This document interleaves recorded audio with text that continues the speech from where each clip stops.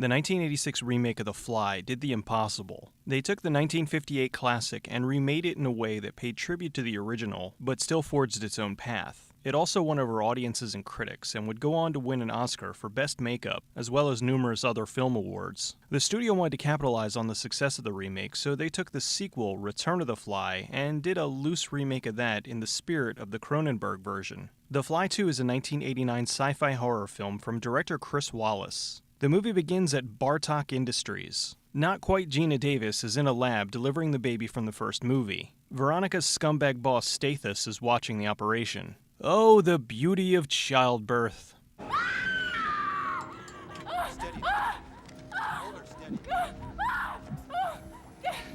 Mr. Bartok comes in so he can stand around and frown. Congratulations! It's a parasite. Veronica can't deal with the fact that she just gave birth to a giant bug, so she checks out. They cut open the cocoon to find a baby inside.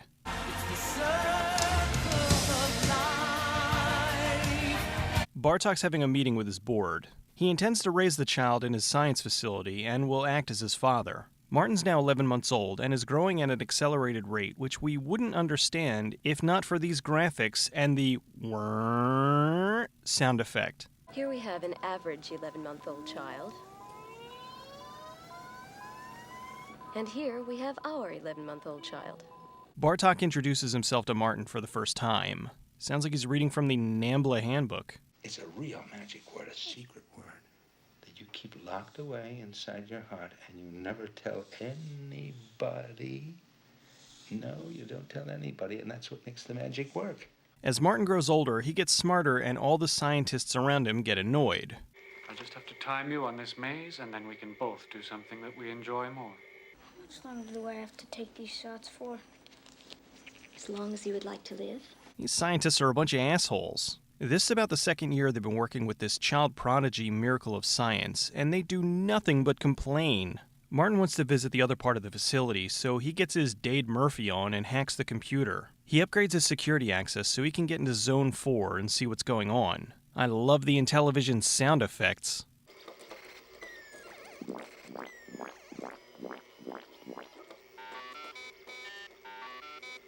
He makes his way into the animal lab and befriends a golden retriever.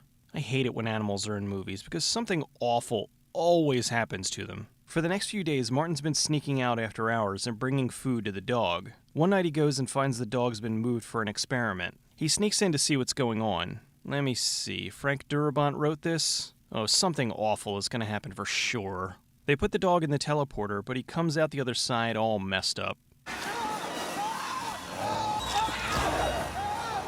Good. This is traumatizing to see as an adult. I can only imagine what it would do to a child. It's now Martin's 5th birthday, but he looks more like an 18-year-old. Martin, the whole team wants you to know how happy we are to share your 5th birthday.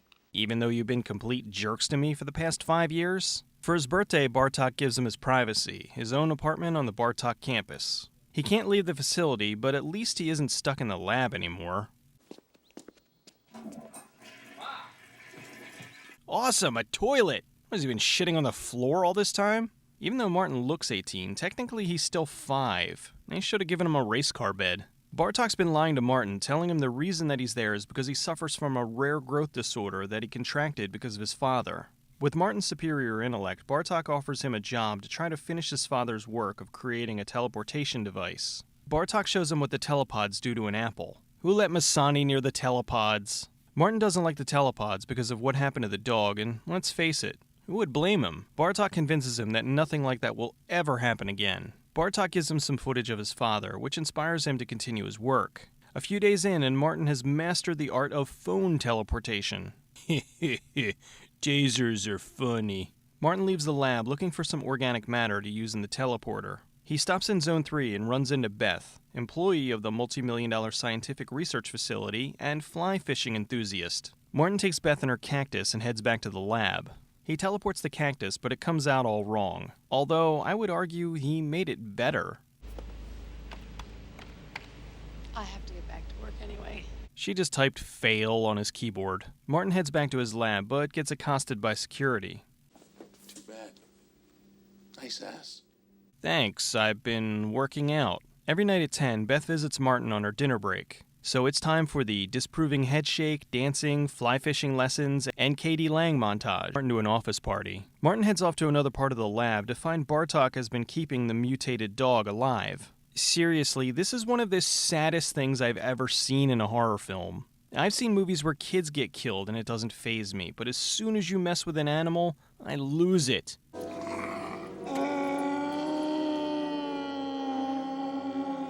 Martin thinks Beth knows about this, so he heads back to his lab. What he tells her could be the ultimate diss. Talk to me, I thought we were friends! Look, I didn't know that animals... Stay out of my sector! You no longer have clearance. Martin sneaks back into the lab. The dog recognizes him and Martin sits down to pet him. Since the dog is suffering, Martin puts him out of his misery. I'm sorry, if you watch this and feel nothing, you have no soul. So he jumps right from this to the teleporter? Oh, okay, he's only scanning himself to get more information about his condition. I'm sorry. Don't be sorry. Oh, you better not let anything happen to that kitten or the internet will hate you forever. The kitten makes it through the teleporter, although he does look a bit confused by it all. So now that Martin's figured out how to get the machine to work, Beth rewards him with a good dickin'. I know he looks 18, but technically, isn't he 5? She's gonna have to go on the registered sex offenders list. So he can't sleep, he never sleeps. And he never sleeps. When do you sleep? I don't. Has sex for the first time. Martin's trying to figure out how to remove the bad DNA from his system. The computer tells him he needs to swap his bad DNA with a good DNA donor. Now that Martin's of age, his transformation is starting. Beth tells Martin that Bartok's still been spying on him. Martin trashes his apartment because the last thing he needs is Vivid buying his celebrity sex tape. Martin finds the hidden camera, breaks into the studio, and watches some of the footage they shot of him. Oh, it is always embarrassing to see yourself having sex. He sees some footage of his father explaining about how his DNA got mixed with a housefly. Now you know. And knowing is half the battle. G.I. Joe! Bartok explains the same thing will happen to him.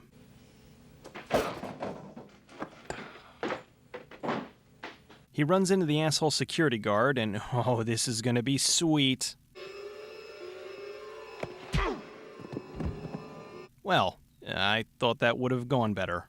Alright, now we're talking. Martin launches the guy out the window and takes off running. Could this be the birthplace of parkour? Bartok tries to get into the telepod program, but Martin put a password on it. It's gotta be abracadabra. That's the magic word, everybody knows that. No, stupid. If they put in the wrong password, the software will automatically delete itself. And to think, all you had to do was not spy on him and none of this would have happened. Martin goes to see Beth. Oh my god. What happened? Puberty. Beth and Martin go to see Stathis to see if he can help them. Brundle stole my girl. Your mother got her pregnant, caused her death, dissolved my hand and my foot with fly vomit. I had no love for the man. He bugged me. They head to a motel out of town to think of a plan. Beth takes him back to the hotel where he's entranced by the bug zapper. Martin's forming a cocoon, so Beth calls Bartok for help. They take him back to the lab where he's transforming. Martin starts to break out of his cocoon. What has he been doing in there all this time? Martin's transformation is complete, and the first order of business is to kill the annoying scientist. The base goes on high alert looking for him. Okay, somebody get a really big rolled up piece of newspaper. They sick a dog after him. The dog's all like, what the hell am I supposed to do with this? Who's your good boy? Martin runs into the other jerk scientist and gives him his comeuppance. He spits acid in the guy's face and melts him in a most disgustingly awesome way.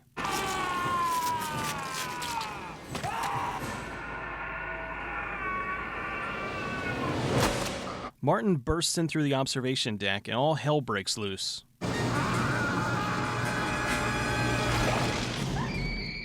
Okay, lay down a piece of steak, and when he lands on it, we'll step on him.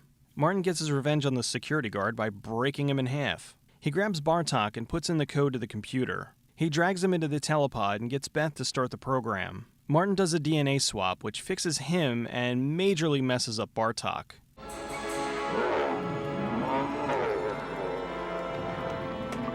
Beth cleans the genetic slop off of Martin, and ugh, that's love all right. Most girls would have wanted him to shower first. The movie ends with one of the best villain paybacks. Bartok is now the lab monster, being fed slop and looked upon with disgust. Awesome. The movie was mostly filmed in Vancouver, British Columbia, Canada, and Los Angeles, California. The exterior shots of Bartok Industries were actually Simon Fraser University. There were a couple of deleted scenes in the movie. One where Martin throws up on some annoying kids.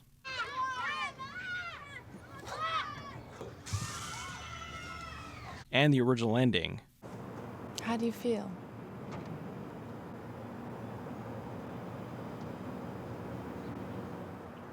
Better.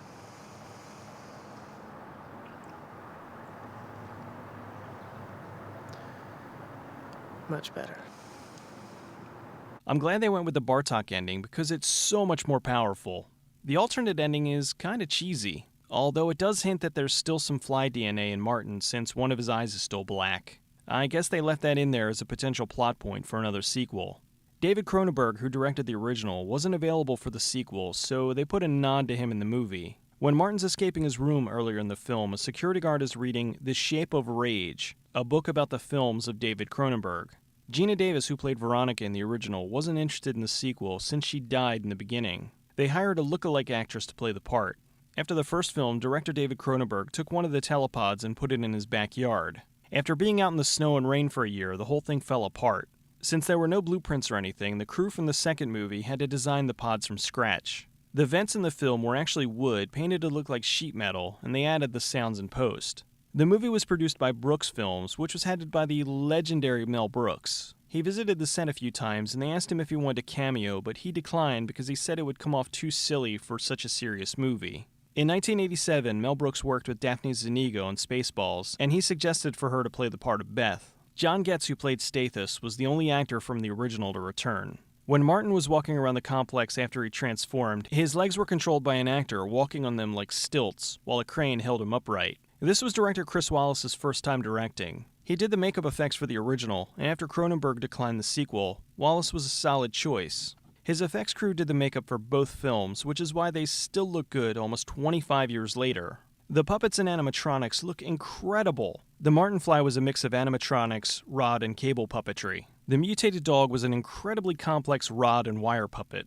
They had to have different sections so it could lay its head on Martin's lap for the emotional death sequence. I have yet to see CGI that can evoke this kind of emotion. Keanu Reeves and Vincent D'Onofrio were almost cast as Martin, but the role went to Eric Stoltz. He had many days of getting fitted with the complicated makeup, but he was used to it since he did the movie The Mask a few years earlier. Wallace got his start working at Don Post Studios, the famous mask makers. Wallace's younger brother Mark played the mutated Bartok at the end of the film. I have no idea why this film was disliked. They could have gone the easy route and just done a lazy rehash of the original, but by focusing on Martin working with Bartok, they created a genuine sequel that wasn't the same as the first. Martin wasn't falling apart and having an emotional breakdown like his father. He was evolving and constantly looking for a cure. While many sequels are just quick cash-ins, especially sequels to remakes, this set out to do its own thing. Amazing visuals, a great story, and one of the most memorable endings. Is it an emotional visual powerhouse like the original? No. Is it a fantastic follow-up to one of the greatest remakes ever? Yes.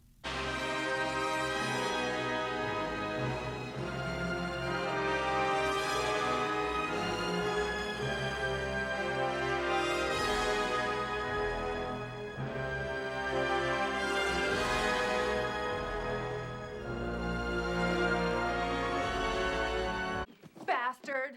Where's your compassion? I had to give it up. It cost me an arm and a leg.